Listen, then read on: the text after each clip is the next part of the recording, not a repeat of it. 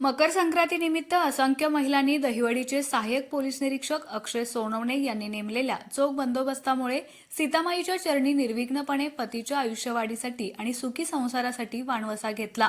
यामध्ये श्रीपालवण येथील पोलीस पाटील वैभव ढेंबरे यांच्यासह इतर पोलीस पाटलांनी यात्रा कमिटीच्या स्वयंसेवकांनी मोलाचं सहकार्य केलं।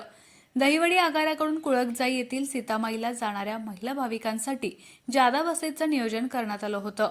श्रीपालवण येथील युवा सामाजिक संस्थेनं त्यांच्या गावातील सर्व महिला भगिनींसाठी मोफत प्रवास व पिण्याच्या पाण्याची सोय करण्यात आली होती।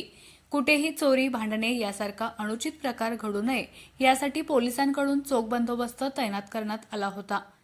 एका वन न्यूजसाठी महेश शिंदे पाटील, पिंगळी खुर्द।